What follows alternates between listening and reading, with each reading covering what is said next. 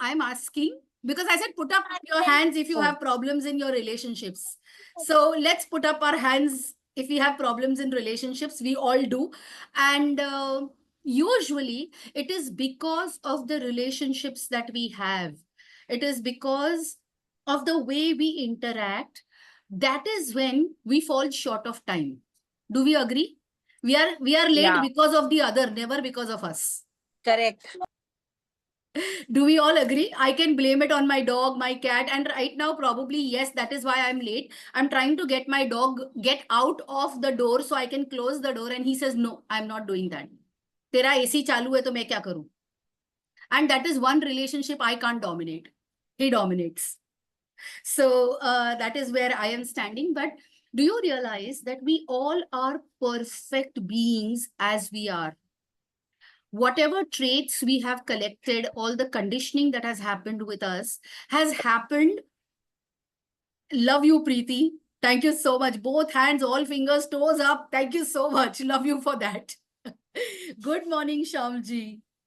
Good morning, madam. Thank you for joining. Good morning, everyone. So, I'm blessed. Yeah.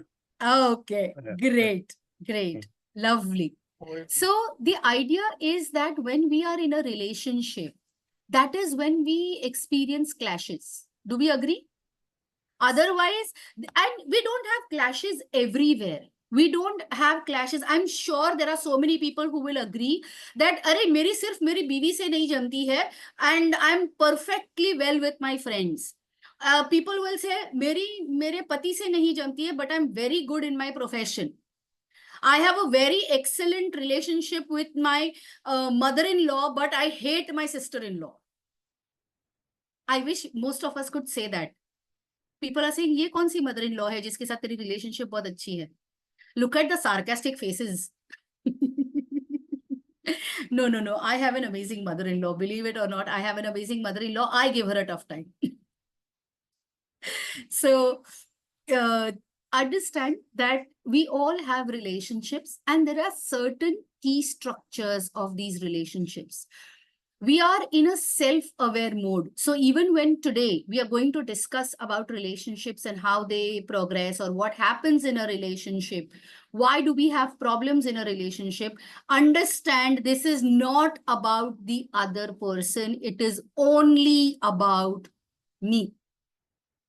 Because I am the common factor, I am the common thing between me and others. We also have a relationship with ourselves. How many of us agree? We have a relationship with ourselves, right? And how many of us actually know this person very well? When we speak of these people, this person, we know to the extent that we were taught. Conditioning. We know to the extent of how I am going to be with a certain person for acceptance. Tell me any one relationship in which you are interacting and you're not seeking acceptance. Most of us are in love with ourselves because we accept ourselves in true love. I'm saying honest love, not the love that is coming from a superiority, that main to kitna bada. It's not the love in relationship with others. We are talking of a relationship which I truly accept myself for who I am, my dark side and my light side. The light side is which is accepted, which is social, which is loved by everybody. And the dark side is the socially unacceptable part of me. So today we are going to see some highlights. We are going to see some characteristics that define how we are going to be interacting with people. Whether it is myself, my relationship with me, and also my relationship with another person. Everybody has switched off their cameras. I'm feeling like I'm going to start talking to a dark screen very soon. And it is my own shortcoming. Thank you so much, people. But please keep your videos on. So it gives me a feedback of how we are interacting with ourselves and with each other. So that it helps me to change the tonality of what I'm saying. Just in case we are not able to understand. So Tushar, may we have the PPT, please? Yes. We are talking of three major aspects of relationships, of what connects to our relationship. Our relationship is defined by what is a relationship? Tushar, can we go to the next slide, please? It is a relationship either which is forced upon us or something that we have chosen. When I'm saying forced, Tushar, please go back. When we are talking of forced upon us, that means I wish I had a choice of conscious choice. I wish I had a conscious choice of the parents I could be born to. I wish I had a conscious choice with the relationship, the extended family, the grandparents, the uncles, the aunts, the cousins. These are given to us at birth. And the unspoken or the spoken contract is the one which we have with our partners. When we choose to have children, the relationship that I have with myself is a spoken rule, which then becomes unconscious. When people have told us from childhood, ki you are not important, you are not supposed to brag, you are not supposed to talk too much about yourselves, it's not okay. And those are the unspoken rules of a chosen contract. We choose to have our relationships with other people and with things. We have a relationship with our phone. Today the most important relationship is that with the phone. I don't miss my husband if he's not around for 2 days, but I miss my phone if it is not around for 10 seconds. Nowadays we can't even poop without our phones. Next it will be I won't even breathe without one. Okay, it is also our relationship with our pillows. We can't sleep without a specific pillow. We can't sleep without a specific blanket. We can't sleep. Our relationship with our ACs, our fans, our lighting, our bed sheets, no matter how we might be in a 5-star, we might be in the most luxurious environment, and yet it does not feel like home. You want to come back home. People who travel very frequently for work, they are people who will vouch that okay, घर जैसा कुछ भी नहीं. You want to come back home. आप शादी के बाद जब मायके जाते हो, girls, when after marriage you go to your maika, you still want to come to your in-law house because वो आपका घर बन चुका है over a period of time. Initially, before you have made that your home, you want to go back to your maika every time. But as you grow into your sasural, you then slowly begin to make it your own. Do you agree? Do you not agree? No, Yes. I'm married 13 years. I still love my mother's house. Love you for that honesty, Vidushi. We are going to talk about the essence or the characteristics of relationship. See where it is feeling. Lovely. Can we have the next slide, please? Now, relationship has a few skills. Let's see what are these skills.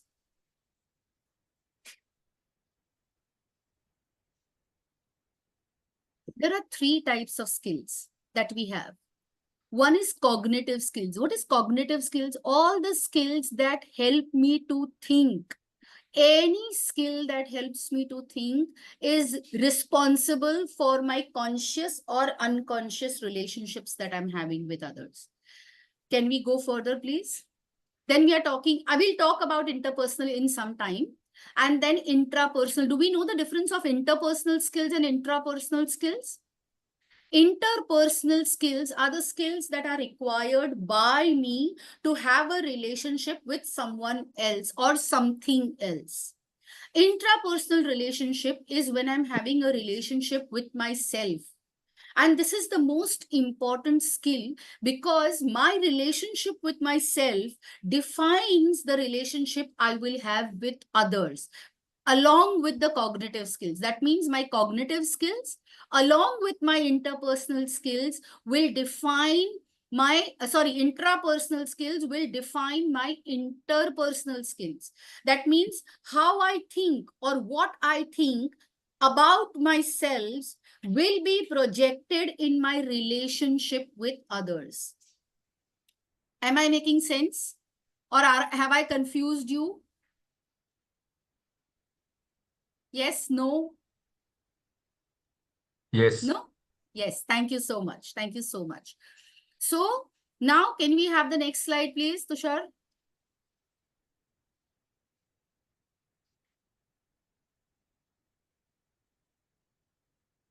Now, when we look at cognitive skills, what are the different cognitive skills that we are looking at? We are looking at intellect, how intelligent I am, because my intellect will also define how important my other skills or my relationship with myself is. Science has researched and found out that people with a very high intellect have a very poor social EQ. That means their social quotient, the ability to deal with other people or to have meaningful relationships is poor if you are super intelligent. Can anybody tell me why this could be so? It's commonsensical. Let's not get into the scientific aspects of this. But why am I saying this? People with very high IQ have a poor social quotient or a social EQ might be good, but EQ in relationship with others might be challenged. Anyone who wants to take a dig at why? Quickly. Because Yes. this is Namrata. Yes, Because Namrata. they can see through the superficial nature of other people, and they have no tolerance for that. Okay, that is a very strong statement, Namrata. I wish that I could validate that. Yes, what you say to a certain extent is true, but it is not true to the extent that we are making them villains or we are not making others villains. When I have a superior IQ, I am not making others superficial. I am saying that probably from childhood, my IQ has been validated so many times that my EQ or my SQ, that is my emotional quotient and my social quotient, did not have an opportunity to develop enough. Have you seen within your family, have you seen people who are very, very intelligent? These are people who are validated so much for their intelligence that they do not, I mean, if they are not, they don't show respect to their adults as much, or if they are in their own world, or their IQ compensates for their lack of EQ development or lack of social quotient. Do you see how they are called absent-minded professors? When people with a high IQ, yes, Elon Musk probably, people with a very high IQ are forgiven for not being social. Have you seen movies? Have you seen documentaries where, these people are like absent-minded? They're super intelligent, but they're absent-minded. They have very Eccentric. They eccentric. are very Yes, eccentric. correct. They're eccentric. They're socially awkward. They don't know what to say in a social situation, or they say inappropriate things in a social situation. They're blatantly honest in such situations. So intellect plays a very important role when we are talking of intrapersonal and interpersonal skills. These people might overly depend on their intellect to intellectualize everything about the world, everything about relationships. So these people might understand intellectually what is happening with the other person, but they don't do much to build that relationship. To build that relationship, you need a EQ and a SQ which is equally high. And that doesn't mean they do not have the ability to develop the EQ and SQ. It is also their environment which helps them to say that, अच्छा intellect है तो बाकी कुछ नहीं है तो चलेगा. Right? People will accept them for their intellect. Then comes perception. What do I mean by perception? Perception is the way I perceive my environment, or the way I perceive reality, the way I perceive situations. Is there only one way to perceive a situation? The right and the wrong? There is no right and the wrong. Yes, Tushar says Little Sheldon series is an example of somebody who's very, very intellectual and socially awkward and says the wrong things in the right time. Yeah. Okay, coming back to perceptions, when we talk of perceptions, we are looking at people who are making meanings based on their conditioning. Because we believe that what we learned in our childhood as conditioning is right. Because in the childhood, we don't take anything with a pinch of salt. We don't look at gray areas. It is either right or wrong. That is how I was taught. And therefore, when I perceive my environment, I'm perceiving it from what I have learned in my childhood, what has been given importance. When I'm perceiving a relationship, in many joint families, we give too much importance to the feelings and emotions of the family and the we centricness. In a nuclear family, we give a lot of importance to me-centricness. When I'm saying me-centric, that means I am the center and my world is made around me. When I'm saying we-centricness, I am saying that I and my family is one unit. So I have to ensure that they all are good, good, good, good, good, good, good, good, good. So that is about perception. Then comes attention. What am I paying attention to in my environment? Because in a situation, in a relationship, there are multiple things that are happening simultaneously. With so many things happening, is there only one aspect of a thing that I'm paying attention to, or can I pay attention to multiple aspects? You know, when there is a situation happening on the streets or in your family, do you realize there is a tunnel vision? We are looking at something, but something might be happening here in the background, something might be happening here in the background, and yet we are looking at only a tunnel vision. We are looking at something that is only one sided, and therefore our attention also plays an important role in building relationships. Then memory. Often painful memories are stored very strongly. They have more number of grooves in our neurons or in our brain that create a very strong memory. We tend to forget happy moments more easily. We tend to remember painful moments very strongly. Look at all your experiences with your relationships. We hold on to painful situations more strongly than the happy moments. Because, and not because we are villains, not because we are bad people, it is just because I don't want that bad experience to repeat itself, and therefore I must keep it very active in my mind so that I can avoid the recurrence of it. It is a survival instinct. Thank you, Pratik, for that. Then we are talking of learning. What have I learned in the childhood? That's a very lovely thing, Rohit. When you say I tend to forget bad memories and remember only good ones, that's really, really an amazing trait you have. It really makes you very special, because not many of us have this ability to remember the good as compared to the bad. It also is important. Is this a trait, or is this specifically to a relationship? Because often I love my husband so much that I tend to forgive him for all the bads that he has done.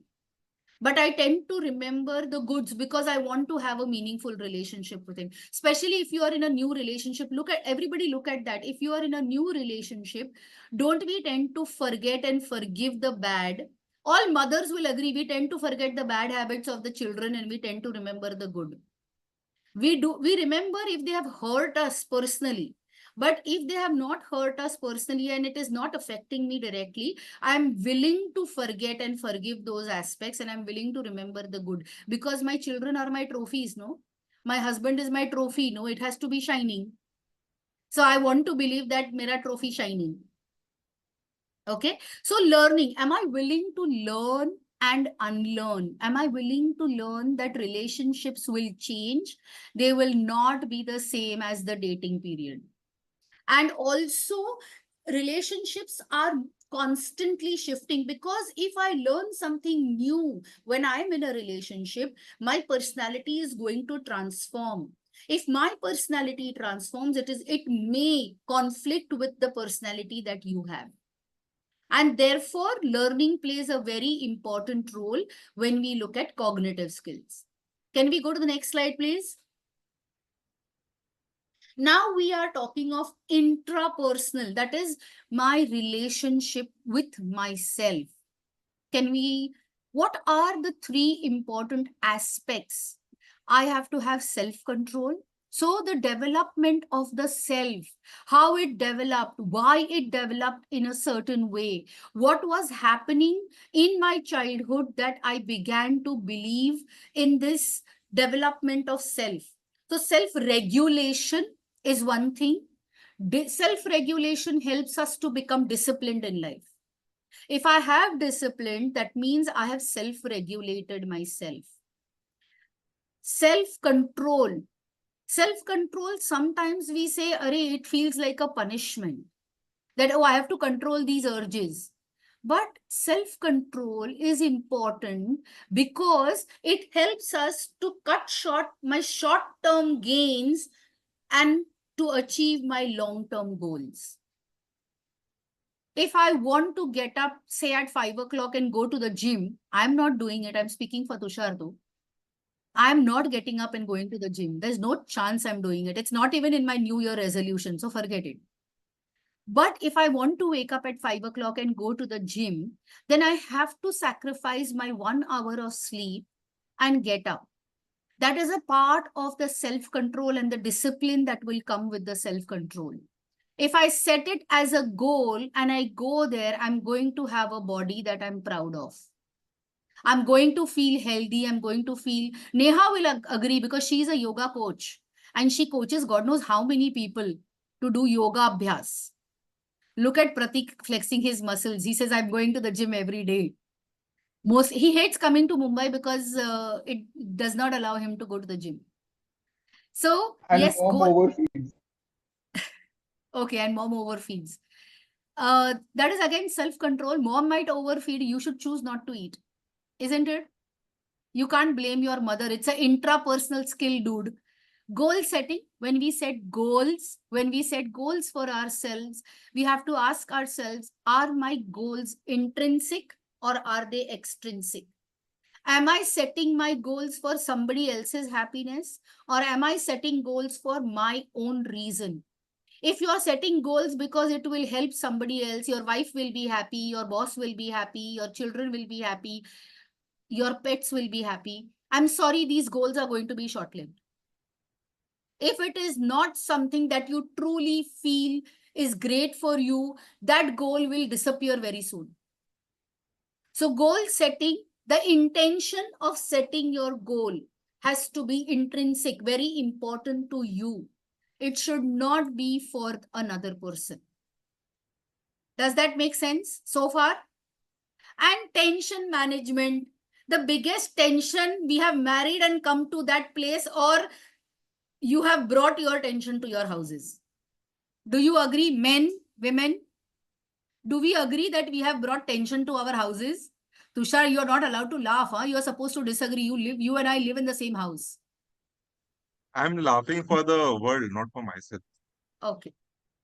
Sadistic, you are very sadistic. So tension management is something that we need to do because tension is inevitable and change happens only when there is tension. Do you agree? Do you change just because or do you change because of? Most of you are a part of this community, are sitting in this talk on a Sunday morning when you could do something more meaningful because there is tension somewhere in our lives and we are hoping to find answers to that tension. And Pallavi ने तो पहले दिन ही बोल दिया है कि भाई अपना अपना जिम्मेदारी खुद लो, मैं सिर्फ ज्ञान बांटूंगी. Please take responsibility for yourselves. Okay, thank you so much, Pratik.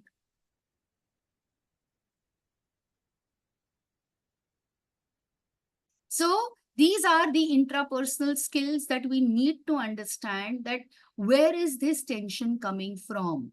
Understand, this is you and this is your partner. And you are free. You are free. This relationship is beautiful. And then we start to come closer. And we just become one unit. Do dil ek jaan. Do jism ek atma kind of a feeling. And what is happening? This partner is pushing this partner, and this partner is pushing this partner. And what is created? What is created? Tension. Now, you are hoping that your partner will move away, and the partner is saying, you are just, you are just, you are just, you are just. And this is creating tension. For me, if I take responsibility that I don't want to feel this tension because my relationship is more important, I just distance myself a little and I take the freedom to move. I'm just distancing myself because my freedom is important so that I can value this relationship I have. I am not overbearing this relationship. And therefore, tension management is not to manage your partner or whatever is causing the tension. Tension management is about changing your attitude towards the object of tension. So either I learn to manage something that can be changed, and if I can't change that something, then I need to change myself. Because my peace is more important than me living in pieces for the rest of my life. Okay, can we have the next slide, please? Now, very importantly, interpersonal skills in building a healthy relationship. What are these skills that we are talking about? So many of them. No. One at a time, Tushar, one at a time, please. Very first thing is acceptance. That means we have to accept things for what they are and who they are.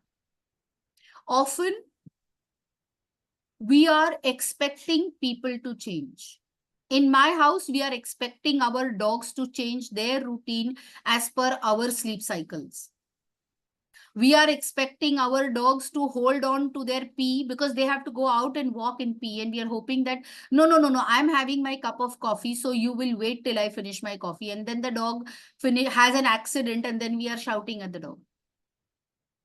It's the same about the other person. What might be very obvious to each one of us may not be so obvious to the other person. Why? Because of the intrapersonal skills and the cognitive skills that are at play in that moment. What is your partner paying attention to? When I'm saying partner, I'm talking about either my relationship with me, so I am my partner, my relationship with each one of you. So what is it that I'm expecting from each one of you? What is it that I'm expecting from even objects? No, when you pick up the phone and it is not working, don't you bang, chalu ho ja, chalu ho ja. It's a relationship. You're wanting it to work. You don't accept that, okay, this might stop working and let me just put it aside. Let me give it its peace and let me be at peace. Acceptance. So acceptance is of multiple ways. You have to accept yourselves and others and objects for what they are and not what you and I want this thing to do. It may not work all the times. Yet, let me assure you that artificial things will work according to what you do and they can be replaced. Real relationships are not accepted for who they are and they are not replaceable also most of the times. And when I say that, okay, a certain relationship is not going my way because I have low acceptance and tolerance to what is happening, then we talk divorce, separation, nahi milna hai, us dost ko nahi milna hai, I don't want to see this person. And yet, my relationship with others is more manageable than my relationship with myself. How many times do we agree that, yes, I have to look at myself because I am not working for me? Some habit of mine is not working for me. Can we have the next? Congruence. Very, very important and yet very discounted. Congruence means that I am thinking, speaking, and feeling the same thing. How many times have you seen people, अरे यार वो आने वाला है घर पे, oh my god, they are such a painful guest. And when the guest arrives, oh my god, it was such a long time that I have not met you. And gosh, I'm so happy to see you. Are you congruent to your true feelings? Are we congruent to what we are really thinking, feeling, or are we being fake? We are putting on a mask. Are, when I'm saying congruence, the rules that apply to me, are these the same rules that apply to others also? You have to ask yourselves, am I being congruent to myself? Am I being congruent to others? It's very important that you say what you mean and you mean what you say. And it doesn't have to be nasty. It definitely can be very pleasant. It definitely can be very meaningful. Next, please. Empathy. Many of us misunderstand empathy for sympathy. Many of us say that, oh, I'm empathetic. But often we are not empathetic. We are sympathetic to the other person. We are trying to rescue the other person. Empathy means that I'm allowing other people to take charge of their problem. We are empowering them to become independent of us. Often I have seen psychology professionals who are in the helping profession, so who are counselors, therapists. These are people who are afraid to lose their clients and afraid to make their clients independent of them because they feel it is their responsibility to rescue their clients at every point of time. Also in our family, when somebody says that, oh, you know what, this is a situation I'm dealing with. Often as fathers, as mothers, are we immediately rescuing our wards, our wives, our family members? Or are we even asking them that I hear you? I understand where you are at the moment. How do you want me to help you? And sometimes we just want to be heard. We don't want to be rescued. Sometimes I end up telling my son or I end up telling my husband, you know, I had a very tough day today. Oh my God, I'm so exhausted. I'm so tired. And immediately if my husband or my son say, okay, then fine, we'll order food from outside. Dude, don't rescue me. I didn't say I don't want to cook food. I didn't say I'm tired and I'm not going to cook food from today. Or I'm not saying I want to go to sleep right now. I'm just saying I want you to understand that I've worked so much that I would appreciate if you just understand and say, okay, come, let me give you a back rub. Or come, let me just rub your shoulders or give you a head massage. Or maybe just sit peacefully for about 10 minutes. I'll make you a cup of coffee. And what we do is in the label of empathy, we end up rescuing. When you rescue someone without they having asked you to rescue them, you have done injustice to them. Because you are indirectly telling them, you don't know how to solve your problems. I'm going to take the responsibility of solving your problem. And we feel great about it also. We feel so great about it because it is our need to feel important in their lives. Is it their need? We don't know. We haven't asked. We are rescuing them. Right? Okay. Next. Communication. Like I said, very important factor, say what you mean and mean what you say. Also understand when people say something, there are two ways in which people communicate. One is direct communication. That means I am saying what I mean. And I want you to interpret it like that only. But sometimes I say something and I want you to read in between the lines to understand what I'm feeling and thinking and meaning. Women are usually like this, who want their men or want their family members to understand what they are feeling. As a mother, if my child asks me, Mom, मैं आज Pepsi पीऊं? And you say, हाँ पियो, you are communicating directly. You are meaning what you say. If the mother says, हाँ हाँ P, and if the child goes and drinks the Pepsi, and then you go and slap him, you have expected your child to understand and read the tone of your language and not the words of your language. The tonality, the soft skill of the communication is very important. And often our relationship goes for a toss because we are misunderstood in communication. Am I communicating directly or am I communicating inferentially is what we all have to reflect and see for ourselves. And Ram Milai Jodi, in many marriages, in many mother-son relationships, even between your dog and you, one of them will be inferential speaker and one of them will be a direct speaker. And that is where clashes happen. अरे पर मैंने तो बोल दिया था ना तुमको ये करना है. But we pick up our communication patterns from our childhood. If my mother and my father have been inferential, I'm going to pick up an inferential means of communication. If my parents have been direct in their communication, I will be direct in my communication.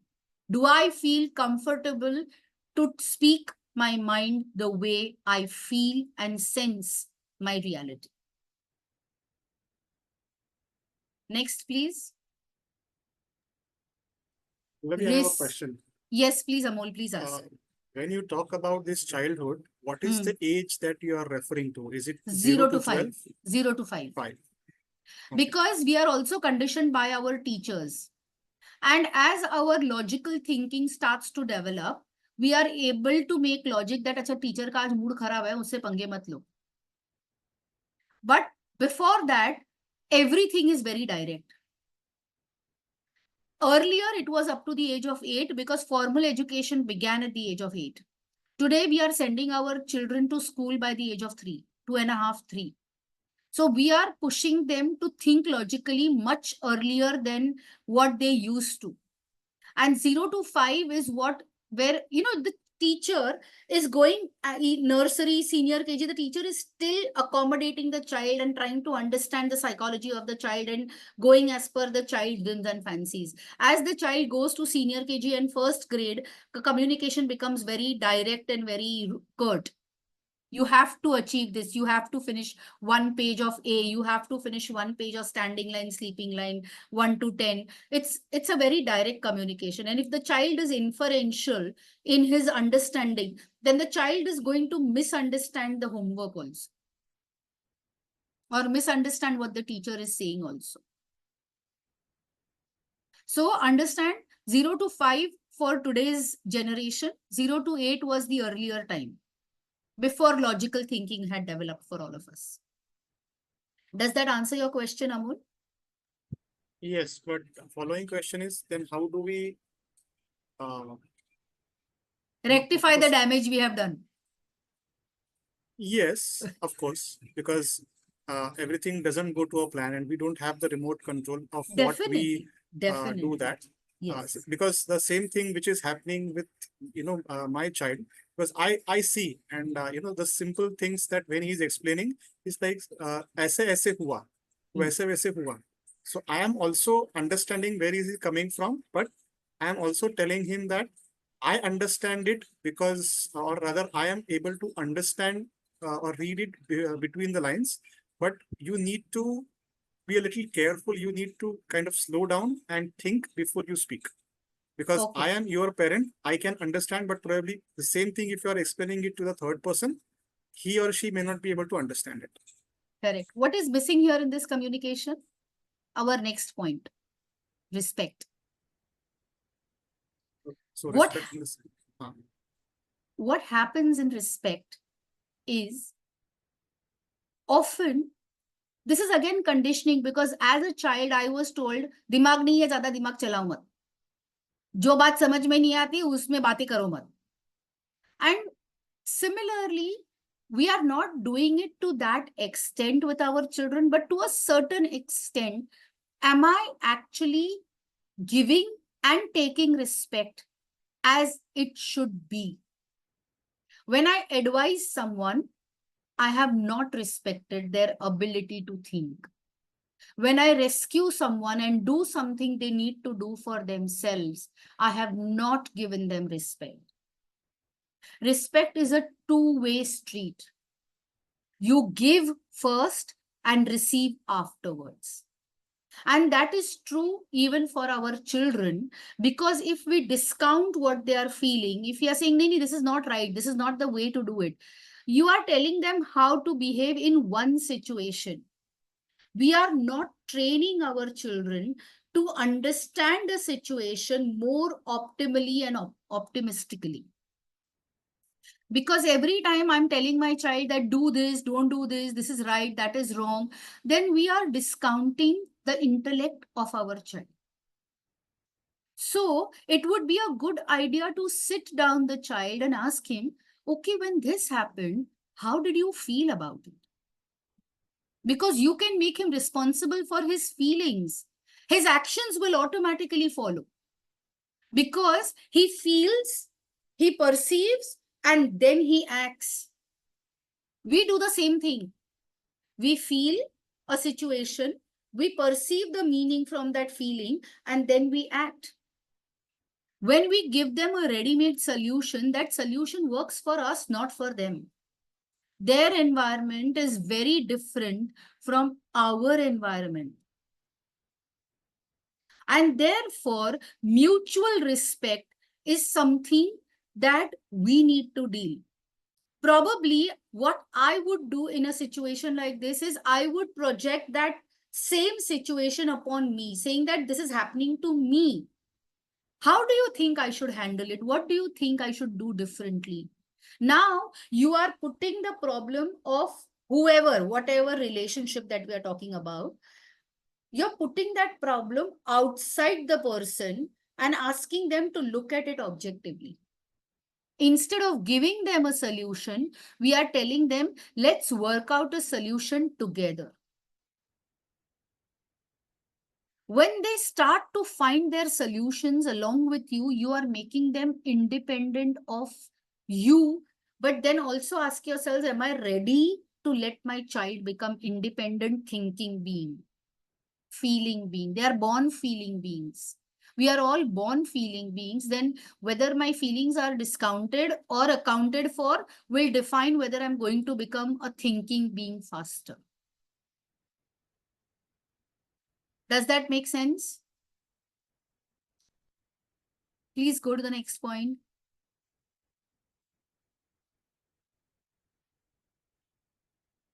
Genuineness. When I'm saying we have to look at genuineness, that means tell the person or the relationship that we are looking at, be very genuine. If you don't agree with something, tell them you don't agree with something in a very polite and a respectful manner. When I see people express genuineness in a relationship, they're very fake in being genuine. Often we tell people that, okay, if you like the color yellow, that's good, but I don't think it suits you. And then we are telling ourselves, I was very genuine in giving feedback. I was very honest. I didn't like the color yellow on you.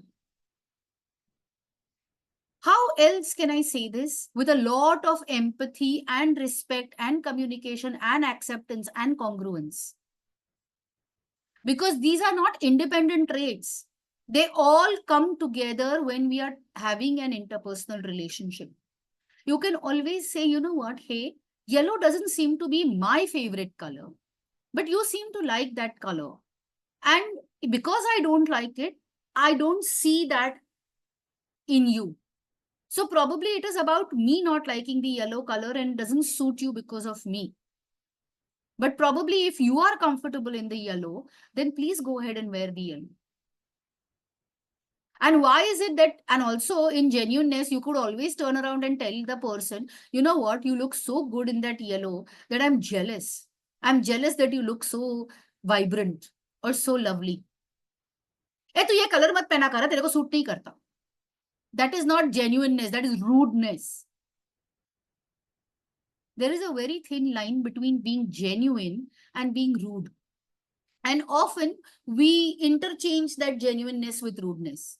So respect, communication, empathy, acceptance, congruence together will help you to become genuine. And that is why it is the center of those traits. It's in the center of all those traits.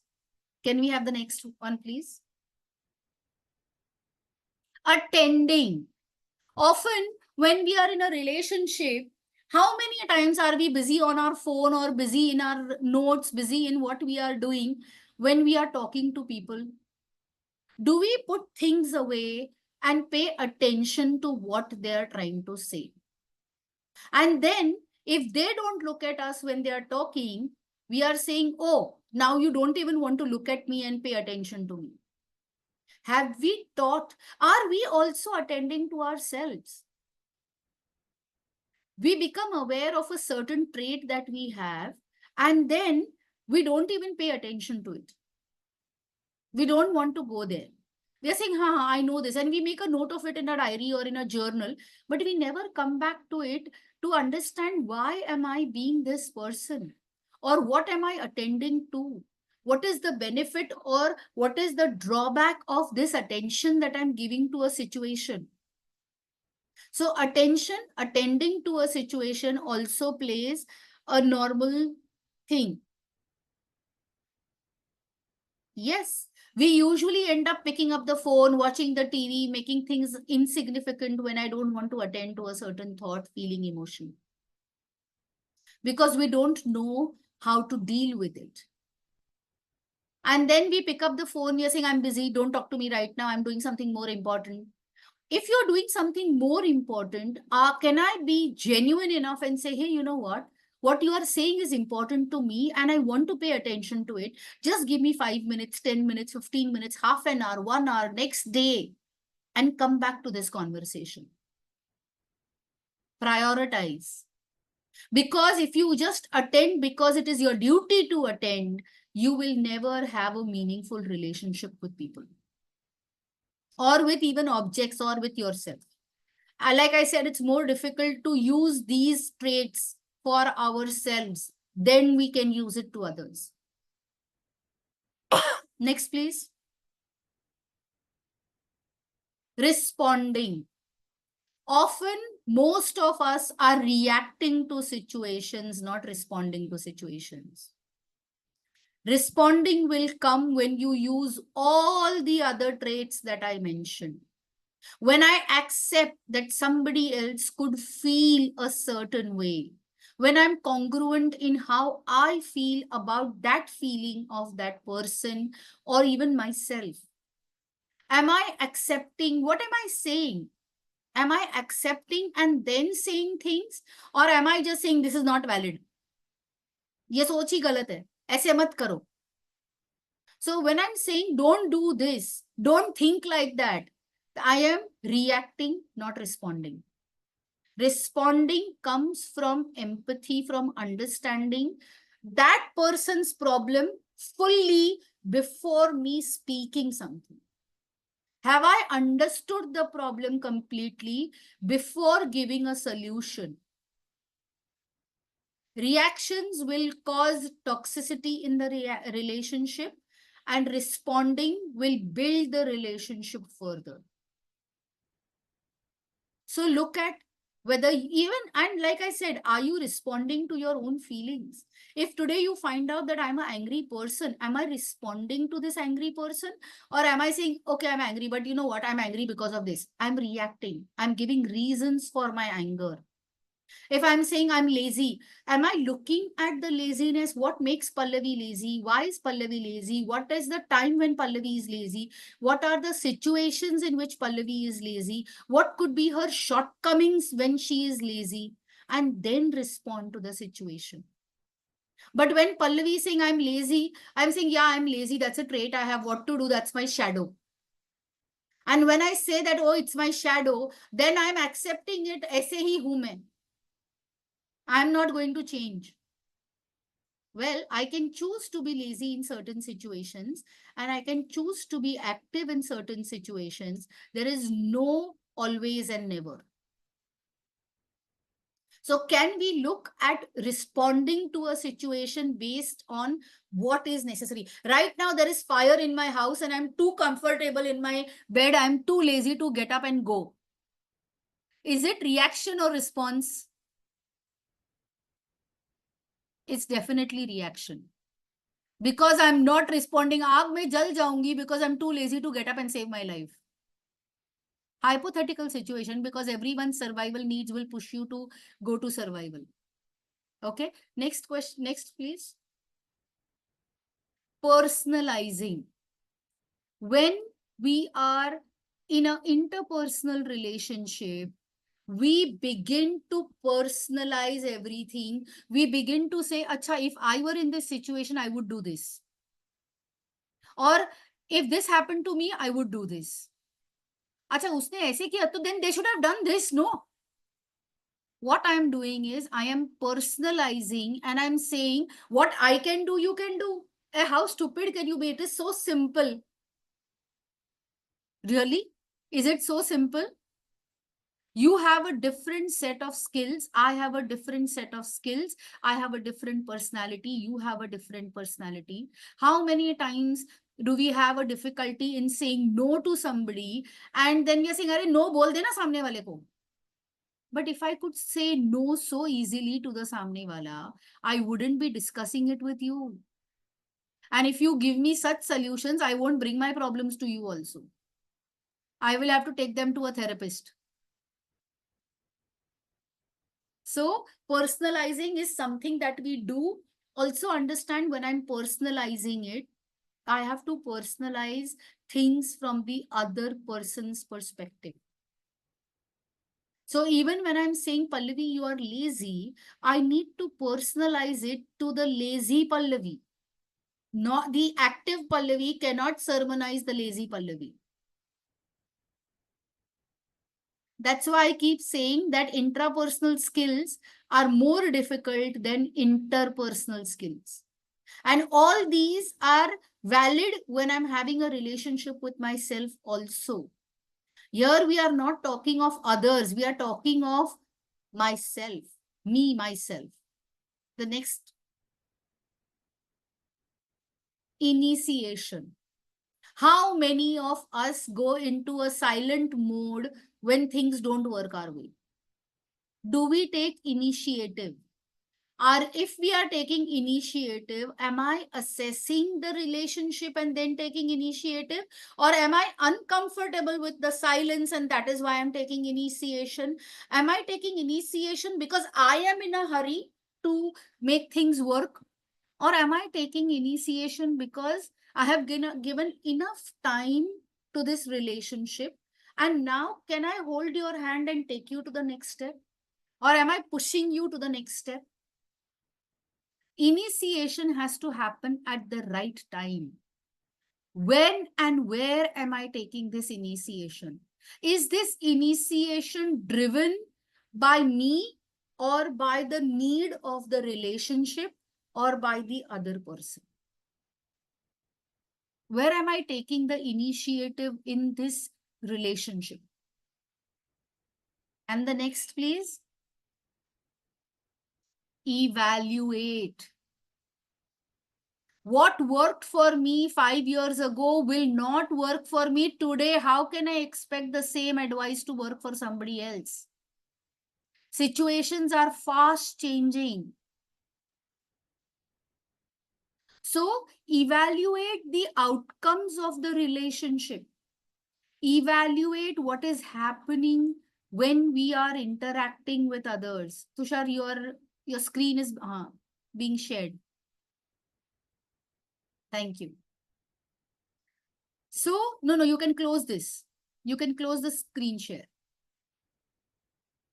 And let's have a screen of everybody. When we are talking of evaluating, can we evaluate the outcomes of what has happened? Can we look at what worked for me, what worked for the relationship, and what did not work for the relationship? Am I trying to change myself or am I trying to change the other person? What about my behavior is triggering or hooking the other person into a drama? We are always in a drama. Either in a relationship, we are either in a victim phase, we are in the rescuer phase, or we are in a persecutor phase. So where in the drama am I getting hooked? We call it the drama triangle. We'll have a detailed conversation on the drama triangle another time. And we love drama. We are human beings. We love drama. Drama नहीं हो तो दाल भात खिचड़ी भी नहीं है जिंदगी. We want excitement, we want celebrations, we want people to be. शादी करते हमें पता है कि फूफा जी और जमाई जी परेशान करेंगे शादी में, लेकिन उनको घर पे बैठे रहो, आना मत शादी में, नहीं बोलेंगे. उनको बुलाएंगे, ड्रामा को इनवाइट करेंगे और फिर बोलेंगे ड्रामा किया. अरे मत बुलाओ ना, वो दो लोग नहीं आएंगे शादी में तो चल जाएगा ना. नहीं ऐसे कैसे, ऐसे नहीं कर सकते ना, तो इनवाइट द ड्रामा. चलो इनवाइट कर लिया तो don't accept the drama. Say that हमारे यहाँ ऐसे होता है, sorry boss, you are welcome but you are not welcome to give us advice. But then we choose to give in and take away in the wrong moments. We choose to give responsibility in the wrong time and take responsibility in the wrong time. And that is where the whole relationship can go for a toss. Most importantly, the relationship I have with myself. Making sense? Great. So I have stopped the session in time. It is 11 o'clock.